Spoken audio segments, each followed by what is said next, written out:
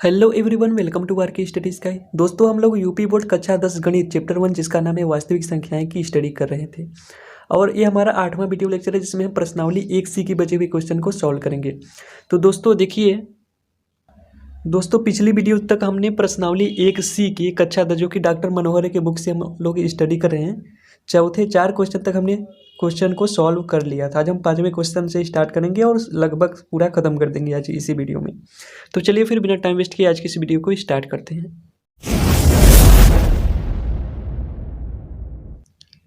तो दोस्तों देखिए, 5वें क्वेश्चन में क्या बोला है कि यदि √2 एक परिमेय संख्या नहीं है, यानी यह एक अपरिमेय संख्या है, तो सिद्ध कीजिए कि 2 + √2 भी एक अपरिमेय संख्या होगी। यानी एक परिमेय संख्या नहीं है, इसको भी सिद्ध करना है। देखिए, परिमेय संख्या नहीं है इसका मतलब यह अपरिमेय है। और परिमेय अपरिमेय क्या होती है, आशा करता हूँ कि आपको पता होगा। नहीं पता तो लिंक डिस्क्रिप्शन में मिल जाएगा, आप जाकर के देख सकते हैं। ठीक, तो चलिए फिर इसको प्रूव करते हैं। तो देखिए, 5वें क्वेश्चन में सबसे पहले आपको मान लेना है। पहले दिया है और क्या सिद्ध करना है इसको लिख लेते हैं, उसके बाद फिर मानते हैं। तो दोस्तों यहाँ पर मैंने लिख लिया है कि क्या दिया है कि √2 एक अपरिमेय संख्या है, या फिर आप ऐसे भी लिख सकते हैं कि √2 एक परिमेय संख्या नहीं है। नहीं है इसका मतलब अपरिमेय संख्या है। तो सीधे हमको क्या करना है कि 2 + √2 भी एक अपरिमेय संख्या है, या ए भी एक ए भी परिमेय संख्या नहीं है।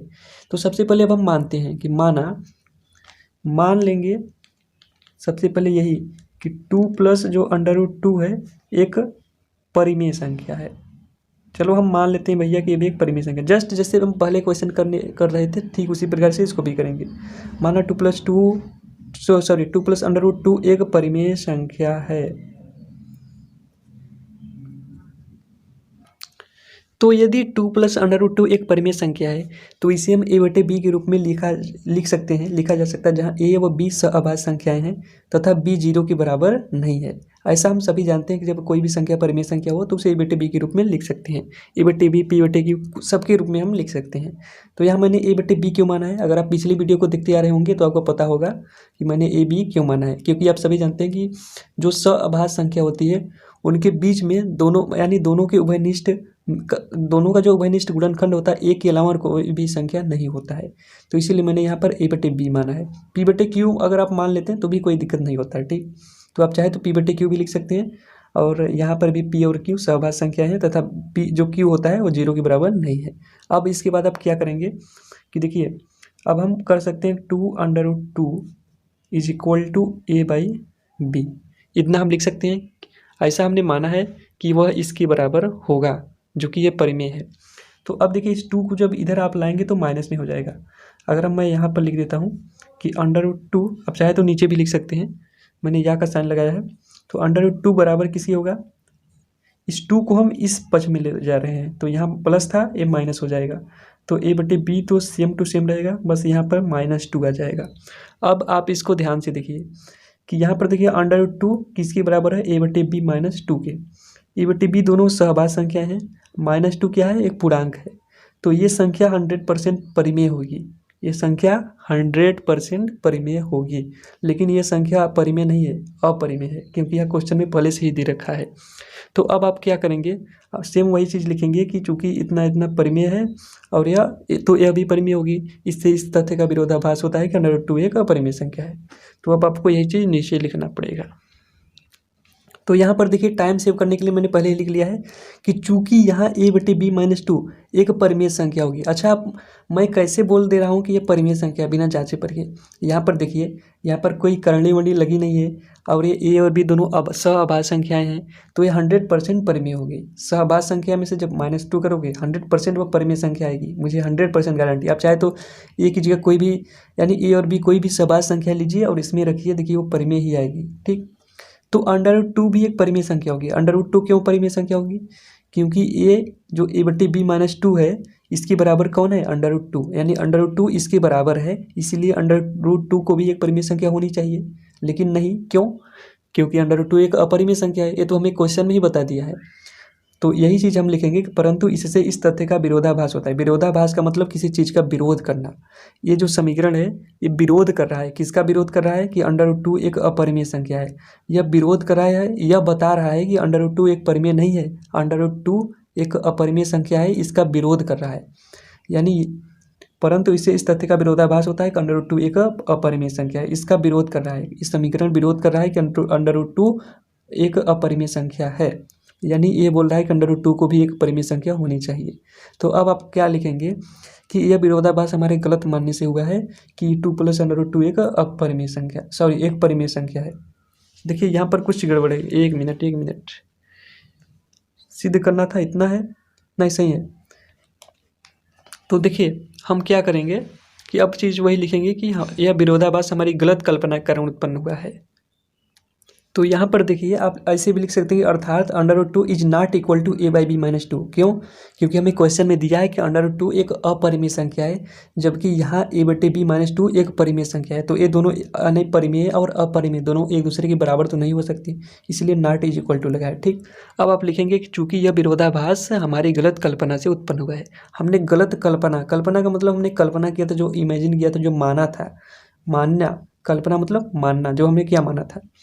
तो हमारी गलत कल्पना से उत्पन्न हुआ कि 2 + √2 एक परिमेय संख्या है। हमने यही तो माना था ना, हमने यही कल्पना किया था कि 2 + 2 एक परिमेय संख्या है।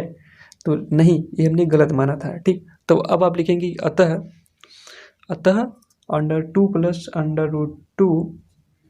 + √2 एक अपरिमेय संख्या है। ऐसा हमने सिद्ध कर दिया कि यह एक अपरिमेय संख्या है। देखिए पूर्णांक और परिमेय और अपरिमेय संख्या के बारे में अच्छी से जान लीजिए, लिंक डिस्क्रिप्शन में दिया गया है, नहीं तो आपको शायद क्वेश्चन समझ में थोड़ी सी प्रॉब्लम हो सकती है। तो दोस्तों आशा करता हूँ कि आपको भी यह क्वेश्चन अच्छी तरह से समझ में आ गया होगा। तो चलिए फिर अब बढ़ते हैं अपने नेक्स्ट क्वेश्चन की तरफ। तो दोस्तों देखिए छठवां क्वेश्चन क्या बोल रहा है कि सिद्ध कीजिए कि निम्नलिखित संख्याएं अपरिमेय है। पहला 1/√2, 7√5 एंड 6 + √2। तो चलिए इसको सिद्ध करते हैं। तो दोस्तों देखिए छठवां का पहला हो चाहे छठवां का कोई भी क्वेश्चन हो, आपको सबसे पहले वही काम करना है जो हम करते आ रहे हैं कि माना 1/√2 एक परिमेय संख्या है। तो इसे हम क्या लिख सकते हैं, तो इसे हम a/b के रूप में लिख सकते हैं, जो हम पहले से ही काम करते आ रहे हैं। तो इसे a/b के रूप में लिख सकते हैं, जहाँ b is not equal to 0 होगा और a b सहभाज्य संख्या है। तो यही चीज़ चलिए लिखते हैं। तो इसे a/b के रूप में लिखा जा सकता है, जहाँ a व b दोनों सहभाज्य संख्याएं हैं तथा b is not equal to 0। एक बार मैं फिर से बता देता हूँ कि सहभाज्य संख्या ऐसी संख्या होती है जिनके इन दोनों के बीच में कोई एक के अलावा और कोई भी संख्या कॉमन नहीं, यानी इन दोनों का अगर आप HCF निकालने चलोगे तो HCF केवल और केवल एक आएगा। यदि कुछ और आ रहा है 4, 5, 6, 8, 10 तो वो दोनों सहभाज्य संख्याएं नहीं हो सकती, राइट। तो अब आप क्या लिखेंगे कि 1/√2 बराबर हो जाएगा a/b के। अब देखिए अगर हम इसको उल्टा करते हैं, उल्टा करने का मतलब आप ऐसे समझिए कि जो एक है इसको हम नीचे लाएंगे। तो नीचे कैसे लाएंगे, तो इसके लिए आप पहले इस या का साइन लगाइए। तो देखिए जब हम इसको उलट रहे हैं, हर को ऊपर ले जा रहे हैं, तो हो जाएगा √2। ठीक, √2/1 भी आप लिख सकते हैं, लेकिन कोई ज़रूरत नहीं है, आप चाहे तो लिखें नहीं तो नहीं। तो देखिए जब इधर को हम पलट रहे हैं तो इसको भी पलटें। अगर आप दोनों पक्षों में सेम काम कर रहे हैं तो तभी वो बराबर होगी। जब हम इस पक्ष को उल्टा कर रहे हैं, पलट रहे हैं, हर को अंश में, अंश को हर में लिख रहे हैं, तो इसको भी अंश को हर में, हर को अंश में लिखिए, यानी b/a। तब यहाँ पर बराबर का साइन लगेगा। ठीक, अब इसके बाद फिर या का साइन लगाते हैं, √2 बराबर b/a। इस प्रकार से हम लिख सकते हैं। आशा करता हूँ कि इतना आपको समझ में आ गया होगा कि 1/2 से √2 कैसे आया। कुछ नहीं करना है, आप चाहे तो 1/1 से एक से यहाँ पर भाग भी लगा सकते हैं। ठीक, लेकिन आप यही काम करिएगा सेम कि √2 बराबर, मतलब इसको हम उलट रहे हैं तो इसको भी उलटना है। ठीक, इसको उलट रहे हैं तो इसको भी उलटना है। तो √2 बराबर b/a आ गया। तो अब देखिए आपको क्या करना है, अब कुछ नहीं, बस देखिए b/a क्या है, b/a दोनों सहभाज्य संख्याएं हैं, तो b/a एक परिमेय संख्या होगी। कैसे होगी मैं आपको 1 मिनट समझाता हूँ, रुकिए। देखिए b के मान लिया 3 और a को हमने मान लेते हैं कितना, चलो 5 मान लेते हैं। दोनों में सहभाज्य संख्या है। 3 और 5 का जब आप HCF निकालने चलोगे तो 1 आएगा, इसीलिए दोनों सहभाज्य संख्या है। तो देखिए b/a b का मान है 3, 3/5। अब बताइए 3/5 परिमेय है कि नहीं है, है ना, परिमेय है ना, क्यों है? क्योंकि इसे p बटे रूप में लिखा जा सकता है और इसका जब आप भाग लगाएंगे तो 0.6 आएगा, यानी ये भी शांत दशमलव है। देखिए परिमेय और परिमेय का लिंक, वीडियो का लिंक डिस्क्रिप्शन में मिल जाएगा, आप जा करके देख सकते हैं। तो यहाँ पर आप लिख सकते हैं कि चूँकि b/a एक परिमेय संख्या है, तो यहाँ पर आप लिखेंगे चूँकि b बटे a एक परिमेय संख्या है तो √2 भी एक परिमेय संख्या होनी चाहिए। क्यों? क्योंकि √2 है जो बराबर है b बटे a के। जब ये परिमेय है तो इसको भी परिमेय होनी चाहिए, लेकिन हम सभी जानते हैं कि √2 तो अपरिमेय है, तो यही चीज़ लिखना है कि तो √2 भी एक परिमेय संख्या होनी चाहिए। परंतु इससे इस तथ्य का विरोधाभास होता है, मतलब इस समीकरण से इस कथन का यह विरोध कर रहा है कि √2 एक अपरिमेय संख्या है। इसका यह विरोध कर रहा है, ये बोल रहा है कि नहीं भैया √2 परिमेय नहीं है, √2 अपरिमेय है। लेकिन हम सभी जानते हैं, हम सिद्ध भी कर चुके हैं कि √2 एक अपरिमेय संख्या है। तो इतना लिखने के बाद अब आपको लिखना पड़ेगा चूँकि यह जो विरोधाभास हमारी गलत कल्पना से उत्पन्न हुआ है, इसलिए 1/√2 एक अपरिमेय संख्या है। तो यही चीज़ अब आपको नीचे लिखना पड़ेगा, चूँकि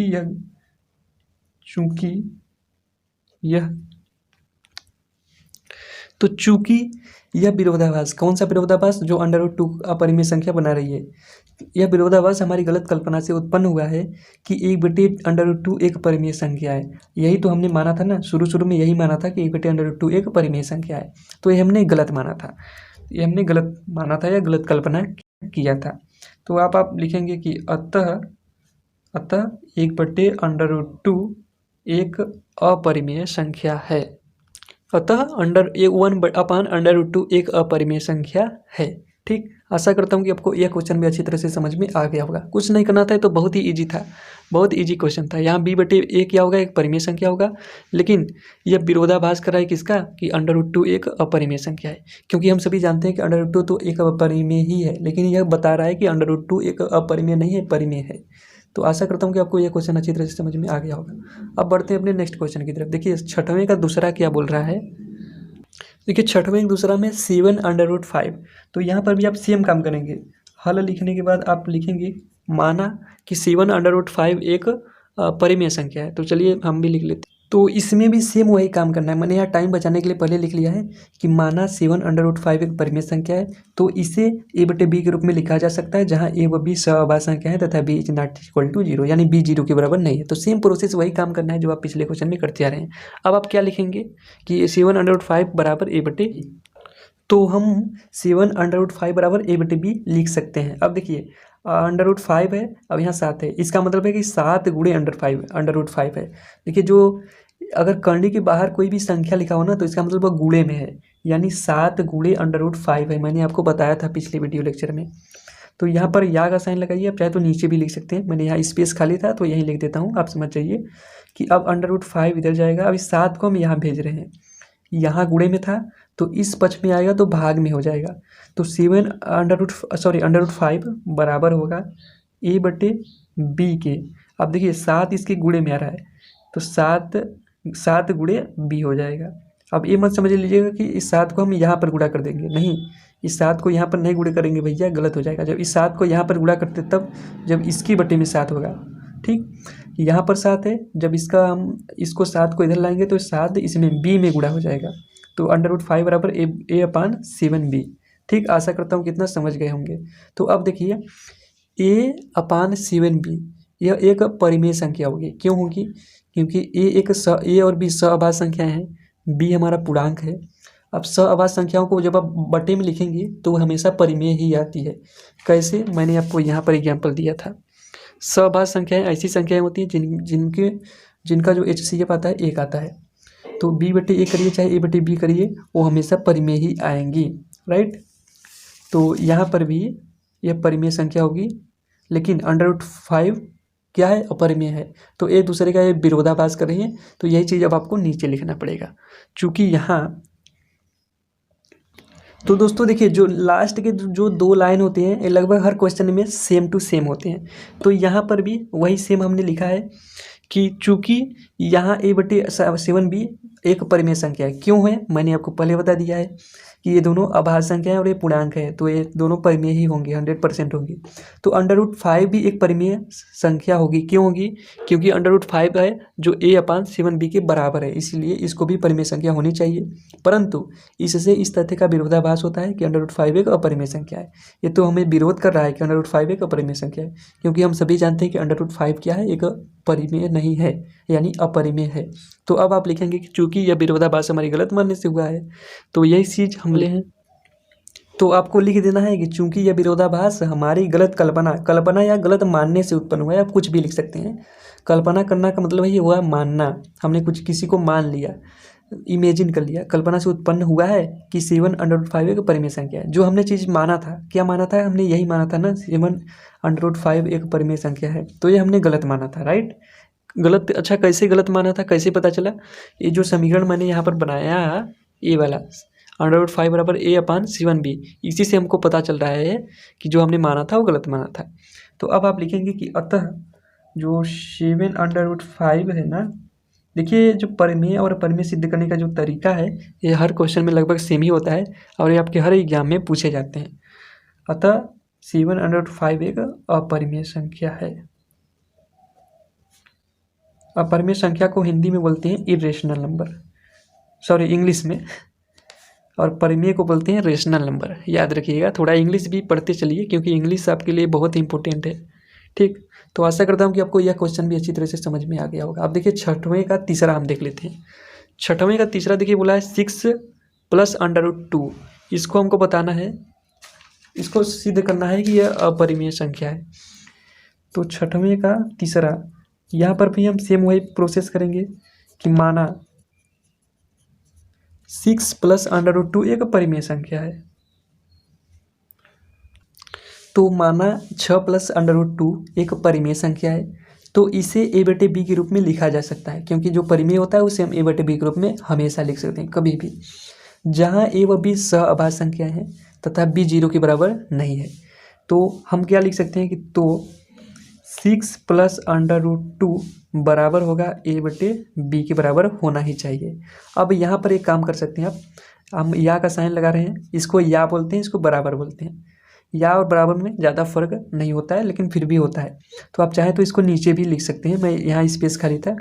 तो देखिए √2 बराबर, इस 6 को हम इधर ला रहे हैं, तो प्लस था, इधर लाएंगे माइनस हो जाएगा। एक पद से दूसरे पक्ष में लाते हैं किसी भी संख्या को, तो प्लस का माइनस, माइनस का प्लस हो जाता है। तो √2 बराबर 1/b - 6। अब देखिए कुछ नहीं करना है, बस आपको लिखना है। देखिए इसमें ज़्यादातर लिखने वाला चीज़ है और ये सिद्ध करने वाला क्वेश्चन है, आपका आंसर नहीं दिया होगा आपके बुक्स में। तो a/b - 6 एक परिमेय संख्या होगी। क्यों होगी, a और b सहभाज्य हैं, इनका बट्टे करेंगे तो परिमेय आएगा। परिमेय में से कोई संख्या घटाएंगे, 6 क्या है, 6 परिमेय संख्या है, क्योंकि आप 6 को भी 6/1 लिख सकते हैं।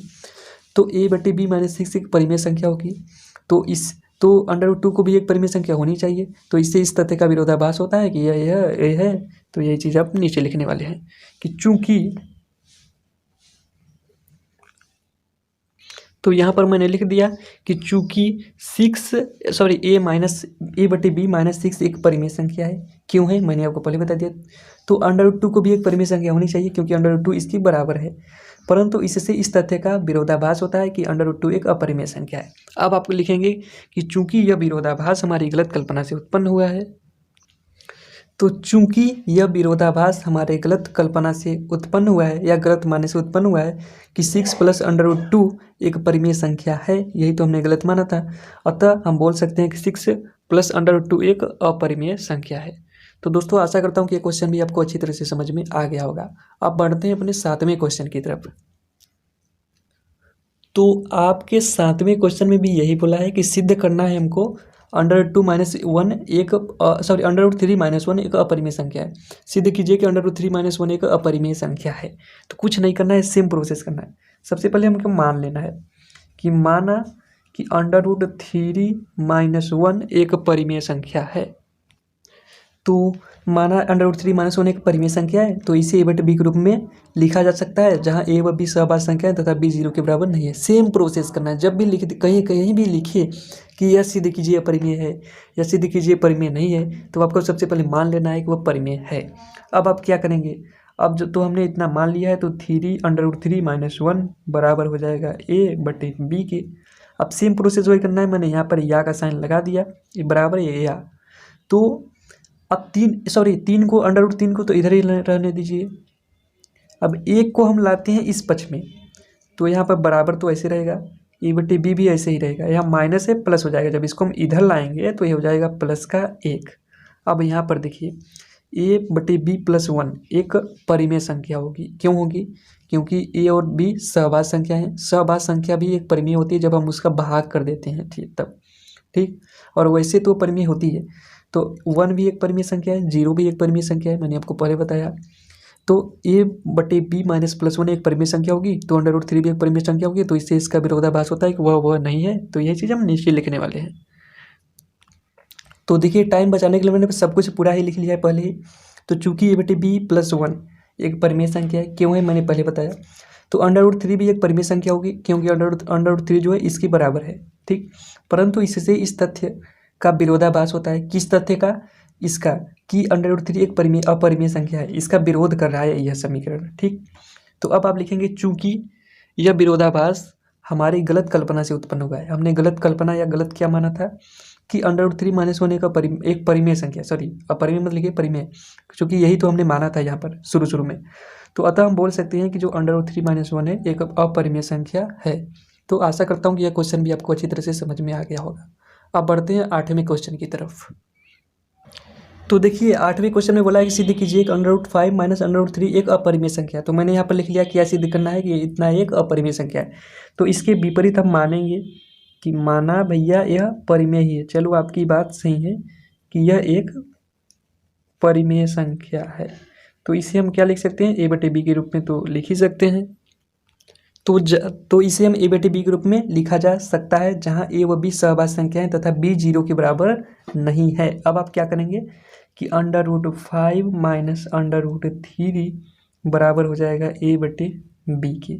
अब यहाँ से देखिए आप क्या करने वाले हैं कि यहाँ से आप चाहें तो इस 3 को इधर लाइए, इधर लाते हैं 3 को हम पहले, क्योंकि ये माइनस में है। तो a/b, अब ये माइनस से इधर आएगा तो प्लस में हो जाएगा, प्लस हो जाएगा √3, ठीक। अब ये माइनस से इधर आ गया। अब हम करेंगे दोनों पक्षों का वर्ग। दोनों पक्षों का वर्ग क्यों करेंगे? क्योंकि यहाँ √3 है, जब वर्ग कर देंगे तो यहाँ 5 आ जाएगा, यहाँ √3 का स्क्वायर होगा तो देखेंगे, ठीक। तो अब लिखेंगे दोनों पक्षों का वर्ग करने पर। तो देखिए दोनों पक्षों का जब हम वर्ग करेंगे तो √5 का स्क्वायर कितना आएगा, 5 आएगा। कैसे आएगा? √5 गुणे √5 बराबर 5 आता है, राइट। आशा करता हूँ कितना आप लोग जानते होंगे। तो अब इसका तो स्क्वायर 5 आ गया। अब बराबर क्या आएगा, इसको हम a + b के होल स्क्वायर से खोलेंगे। a + b का होल स्क्वायर का फार्मूला होता है a का स्क्वायर यानी a/b पूरे का स्क्वायर प्लस b का स्क्वायर √3 का square plus 2 × a/b × √3 2ab, a है ये b है, राइट। आशा करता हूँ कि आप a + b का होल स्क्वायर फार्मूला जानते होंगे। तो 5 बराबर इसको खोलेंगे तो हो जाएगा a² / b² प्लस में a आएगा 3, जैसे यहाँ पर 5 आया था ये 3 आएगा, √3 का स्क्वायर 3 प्लस ये हो जाएगा 2a/b इंटू में √3। अब देखिए अब आपको क्या करना है। तो अब इस पार्ट को हम इस पक्ष में लाते हैं, इसको इस पक्ष में लाएंगे तो हो जाएगा 5 माइनस इसको जो √3 वाला है 2a/b सॉरी इंटू में √3 बराबर कितना इधर जो बचा है a का स्क्वायर b का स्क्वायर प्लस 3 का प्लस 3। तो अब इस 5 को अब इधर भेज दीजिए, ये जो कि ये माइनस में हो गया, इस 5 को इधर भेजिए।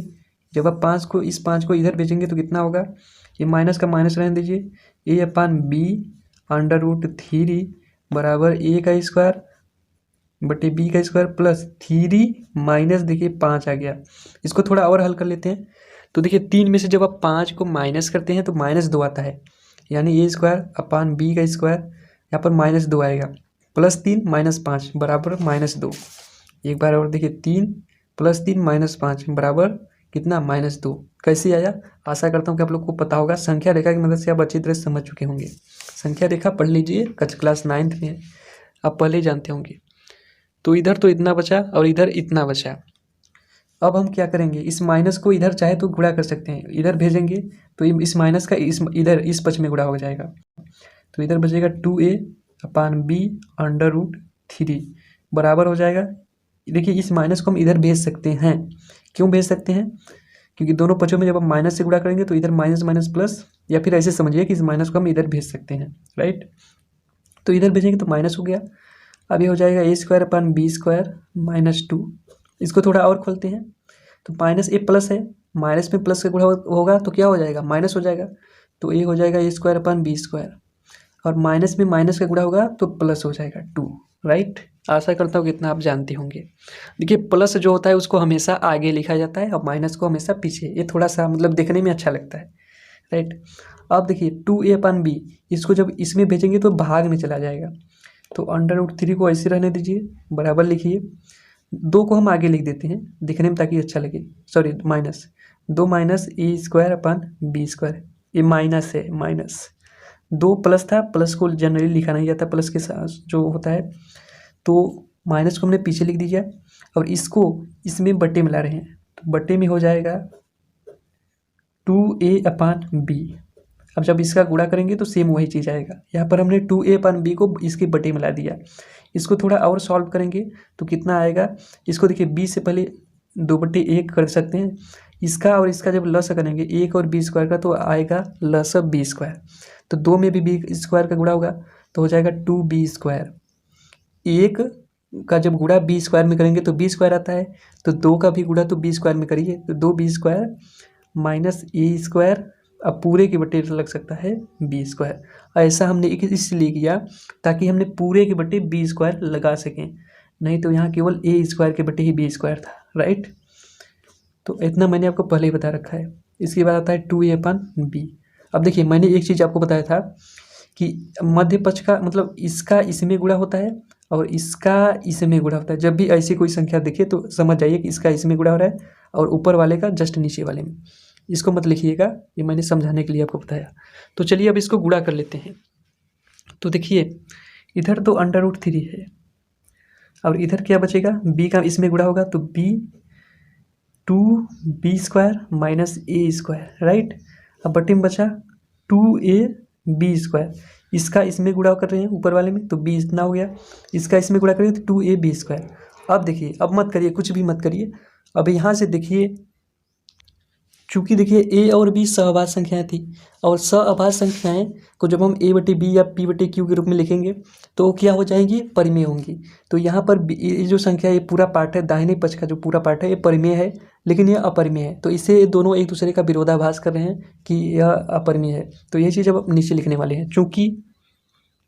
तो अब आप नीचे क्या लिखें, चूँकि b 2b² -a² अपान 2ab जो दाहिने पक्ष का पूरा है, पूरा एक परिमेय संख्या है। क्यों है, मैंने आपको पहले बता दिया। तो √3 भी एक परिमेय संख्या होगी क्योंकि यह √3 इसके बराबर है, परंतु इससे इस तथ्य का विरोधाभास होता है कि √3 एक अपरिमेय संख्या है। याद रखिएगा, यहाँ गलती से भी परिमेय मत लिख दीजिएगा, नहीं तो आपका क्वेश्चन गलत हो सकता है। यहाँ अपरिमेय रहेगा, ये अपरिमेय। इससे इस तथ्य का विरोधाभास होता है कि √3 एक अपरिमेय संख्या है। अब नीचे लिखेंगे कि यह विरोधाभास हमारी गलत कल्पना से उत्पन्न हुआ है कि ये है, तो यही चीज़ नीचे लिख रहे हैं। तो चूंकि यह विरोधाभास हमारी गलत कल्पना से उत्पन्न हुआ है, उसके नीचे आप लिखेंगे जो हमने जस्ट पहले बताया कि हमने क्या गलत कल्पना किया था कि √5 -√3 एक परिमेय संख्या। याद रखिए वहाँ पर था क्या, अपरिमेय, लेकिन यहाँ पर रहेगा परिमेय। चूँकि हम यहाँ पर जो हमने कल्पना किया था वो हमने क्या कल्पना किया था या हमने क्या माना था, हमने यही माना था कि √5 -√3 एक परिमेय संख्या है। तो जो हमने माना था उसको यहाँ लिखना है। तो यहाँ अब अपरिमेय मत लिख दीजिएगा, नहीं तो यहाँ गलत हो जाएगा। तो देखिए जहाँ परिमेय लिखा है वहाँ परिमेय और जहाँ अपरिमेय लिखा है वहाँ अपरिमेय ही लिखिएगा, ठीक। तो अतः हम बोल सकते हैं कि √5 -√3 एक अपरिमेय संख्या है। ये तो हमको सिद्ध करना था, ठीक। अब देखिए यहाँ परिमेय, यहाँ अपरिमेय, इसमें कन्फ्यूज मत होइएगा। यह हमने माना था कि हमने यह क्या माना था कि √5 माइनस √3 एक अपरिमेय संख्या है, जो कि गलत माना था। देखिए ऊपर लिखा हुआ है, लेकिन ये तो हमको सिद्ध करना था, तो गलत हमारा क्वेश्चन जो हमने माना था, हमने गलत माना था। इस कारण हम बोल सकते हैं कि √5 माइनस √3 एक अपरिमेय संख्या है। आशा करता हूँ कि आपको यह क्वेश्चन अच्छी तरह से समझ में आ गया होगा। देखिए न समझ में आया ना तो एक बार फिर से देखिएगा, 100% मुझे यकीन है कि आपको समझ में आ जाएगा। तो अब बढ़ते हैं अपने 9वें क्वेश्चन की तरफ। तो दोस्तों देखिए 9वें क्वेश्चन में क्या बोला है कि सिद्ध कीजिए 2 प्लस √3 एक अपरिमेय संख्या है। तो यहाँ पर मैंने लिख लिया क्या सिद्ध करना है कि 2 प्लस √3 एक अपरिमेय संख्या है, ये हमको सिद्ध करना है। तो वह फिर वही प्रोसेस करेंगे जो हम करते आ रहे हैं शुरू से ही। माना कि 2 प्लस √3 या कल्पना किया, आप चाहे तो माना की जगह कल्पना किया भी लिख सकते हैं। तो माना 2 प्लस √3 एक परिमेय संख्या है, इसको मान लेते हैं। चलो मान लिया कि यह परिमेय है, अपरिमेय नहीं है, परिमेय है। तो माना इतना एक परिमेय संख्या है। तो माना कि 2 प्लस √3 एक परिमेय संख्या है।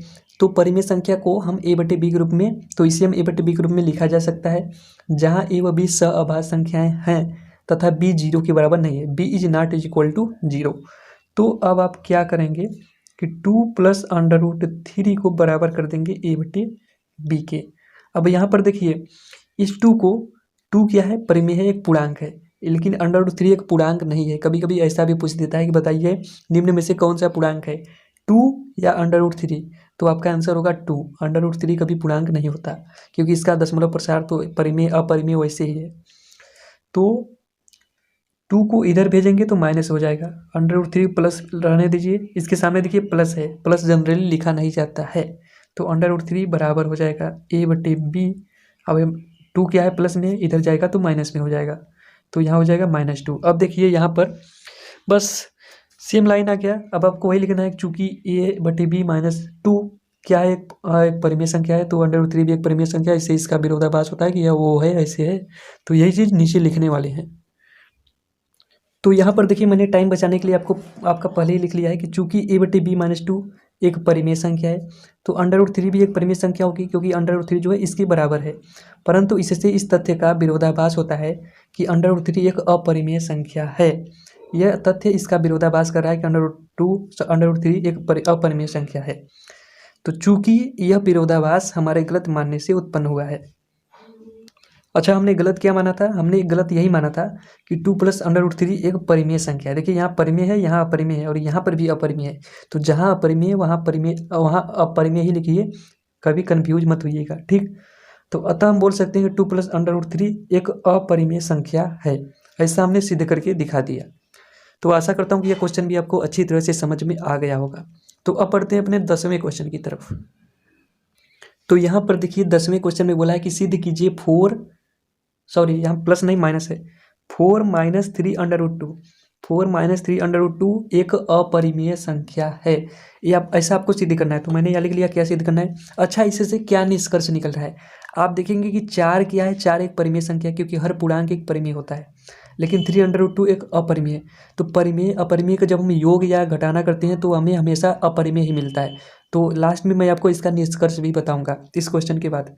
तो यहाँ पर सेम प्रोसेस करना है, मान लेना है कि माना यह एक रेशनल नंबर है, यानी परिमेय संख्या है।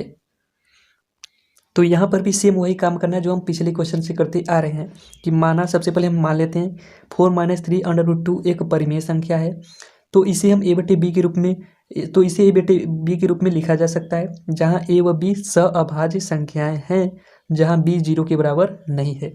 तो इसको हम, तो अब हम क्या लिख सकते हैं कि 4 - 3 √2 बराबर है a/b के।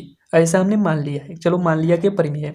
अब देखिए, अब क्या करेंगे, इस 4 को इधर लाइए तो हो जाएगा -a/b -4। तो ये -3 √2, ये माइनस इसका माइनस, ये इसका माइनस है, तो -3 √2 ये इसे ही रहेगा, बराबर हो जाएगा a/b। अब ये प्लस है, इधर आएगा तो माइनस हो जाएगा, तो -4 के। अब देखिए सबसे पहले आप क्या करिए, इस माइनस को इधर गुणा कर दीजिए। जब इस माइनस को इधर गुणा करेंगे तो ये पूरा इसके माइनस हो जाएगा, तो 3 √2 हो जाएगा बराबर, इसका इस माइनस को हमने इधर कर दिया। ऐसा हम कर सकते हैं, गणित का रूल कहता है, ठीक। तो -a/b-4। यहाँ प्लस है, प्लस a/b है, प्लस जनरली लिखा नहीं जाता। a/b क्या है, प्लस में है, लेकिन 4 माइनस में है, तो प्लस का गुणा माइनस में होगा तो माइनस आएगा। तो यहाँ हो जाएगा -a/b, और जब माइनस का गुणा माइनस में होता है तो प्लस आता है, तो यहाँ हो जाएगा +4। ठीक, तो अब देखिए यहाँ पर 3 जो है 3 गुणे में है, ये 3 गुणे √2 है, तो 3 को भी इसके इधर भेजिए तो ये हो जाएगा बटे में हो जाएगा। तो मैंने आपको जैसा कि पहले बताया कि जो प्लस होता है उसको आगे लिखते हैं सबसे पहले, तो 4 प्लस है तो इसको हम आगे लिखेंगे, देखने में थोड़ा अच्छा लगता है। तो 3√2 बराबर हो जाएगा, पहले 4 को हम ऐसे लिख देंगे आगे, उसके बाद माइनस लगाएंगे a/b, ये देखने में थोड़ा अच्छा लगता है ना। यहाँ पर प्लस माइनस अच्छा नहीं लग रहा है, इसीलिए जो प्लस होता है उसको हमेशा आगे लिखा जाता है। तो 4 प्लस था, इसको आगे लिख दिया a/b माइनस। और जब आगे लिखेंगे किसी भी प्लस को तो वहाँ पर प्लस का साइन मत लगाइए, चल जाएगा, राइट। अब इस 3 को जब आप इधर भेजेंगे दाहिने पक्ष में तो क्या हो जाएगा, वो बटे में आ जाएगा, तो हो जाएगा √2 बराबर 4 माइनस a/b, अब बटे में आ जाएगा 3। अब देखिए, अब चाहे तो 4 के बटे 1 लिख सकते हैं। अब 1 और b का अलग से लिखेंगे तो b आएगा, तो 4 में भी b का गुणा होगा, जिससे हम पिछले क्वेश्चन में किया था जस्ट, तो ये हो जाएगा 4b। तो यहाँ देखिए इस b का हम 4 में गुणा करेंगे तो 4b हो जाएगा, और यहाँ हो जाएगा -a, तो पूरे के बटे आएगा b, क्योंकि 1 और b का जो LCM होता है वो b होता है, तो 4b - a पूरे के बटे b, और जो बटे में था 3 तो बटे में ही रहेगा। अब देखिए, अब हम इसको लिख सकते हैं √2 = ये जो 3 है 3 का गुणा इसके हर में हो जाएगा, क्योंकि 3 की बटे आप 1 लिख सकते हैं, ऊपर का ऊपर गुणा करिए और बीच वाले का बीच में गुणा, तो 1 का किसी में गुणा करेंगे तो कोई फर्क नहीं पड़ेगा, a उतना ही रहेगा, 4b - a अपान में 3 का इसमें गुणा होगा तो हो जाएगा 3b। तो यहाँ पर आप देख रहे होंगे दाहिने पक्ष में कि 4b - a/3b यह एक परिमेय संख्या होगी। क्यों होगी, क्योंकि a और b आपका सहभाज्य संख्याएं थी, अब 4 और 3 क्या है, पूर्णांक है, तो ये जो दाहिने पक्ष का जो पूरा लिखा है परिमेय संख्या होगी, तो √2 भी परिमेय संख्या होगा। लेकिन इससे इस तथ्य का विरोधाभास होता है कि √2 अपरिमेय संख्या है, तो यही चीज़ आपको नीचे लिखना है। तो यहाँ पर देखिए मैंने टाइम बचाने के लिए पहले ही आपको लिख दिया है कि यहाँ पर चूंकि यहाँ 4b - a/3b एक परिमेय संख्या है। क्यों है, मैंने आपको पहले बताया कि b और a क्या है, सहभाज्य संख्याएं हैं, ऐसा हमने माना था। तो सहभाज्य संख्याओं को जब आप माइनस प्लस या बटे में करेंगे तो हमेशा परिमेय ही आती है। आप चाहें तो a और b का अलग अलग सहभाज्य संख्या याद रखिए, a और b सहभाज्य ही होनी चाहिए। सहभाज्य का मतलब जिनका HCF 1 हो, जैसे 3 5 हो गया, 5 7 हो सकता है, 5 8 हो सकता है, लेकिन 4 और 8 नहीं हो सकता, तो वो सब बात की बात है।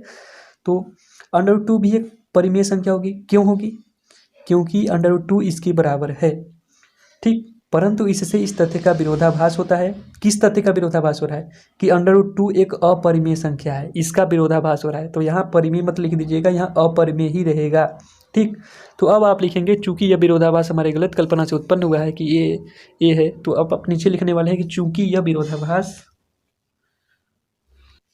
तो अब देखिए चूंकि यह विरोधाभास हमारी गलत कल्पना से उत्पन्न हुआ है कि 4 - 3√2, ये हमने गलत कल्पना किया था, हमने गलत क्या माना था कि 4 - 3√2 एक परिमेय संख्या है, ये हमने गलत माना था, जो माना था वो हमारा गलत निकल गया।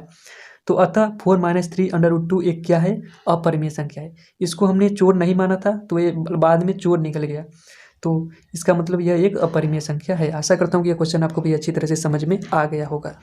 तो दोस्तों, जैसा कि मैंने आपको पहले बताया था कि मैं इसके लास्ट क्वेश्चन में बताऊंगा कि इस चैप्टर से, इस प्रश्नावली से हमें निष्कर्ष क्या निकलता है, तो इसके निष्कर्ष को भी हम पहले देख लेते हैं। तो चलिए निष्कर्ष को देखते हैं कि इससे हमें क्या निष्कर्ष, इससे हमको क्या सीखने को मिलता है। तो देखिए, आपकी इस प्रश्नावली 1C से आपका यह निष्कर्ष निकलता है कि दो यानी एक परिमेय और एक अपरिमेय संख्याओं का, परिमेय तथा अपरिमेय संख्याओं का गुणा, भाग, जोड़ या घटाना हमेशा अपरिमेय ही होता है। जैसे अगर मैं इस क्वेश्चन की बात करूं तो यहाँ देखिए, प्रश्नावली 1C के सभी क्वेश्चन हमने सॉल्व कर लिए। अगर हम इसमें देखें तो 4 - 3√2 है, ये क्या है, 4 क्या है, परिमेय है, और 3√2 क्या है, अपरिमेय है।